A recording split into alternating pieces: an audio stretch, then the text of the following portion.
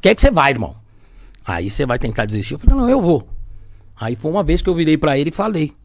Eu falei, mano, quer saber de uma coisa, mano? Acho que eu vou dar um back. Você tá louco? Você pedalou até agora? Lembra do Chico? Chico Anísio? Lembro. Então ele troca esses papo reto com você. Então era Caralho. esse momento. Era. No momento. falou, Não, vai, né? que o Chico falou que ia ter barreiras. As barreiras tá chegando. Um amigo falando que não vai. Mas você falou que queria desde criança, né? Como é que os seus pais, o pessoal da sua família reagia com isso quando você era molecote? Minha mãe falou assim, não tem jeito não. Acho que ele nasceu pra TV. Até hoje, minha mãe hoje fala, conseguiu mesmo.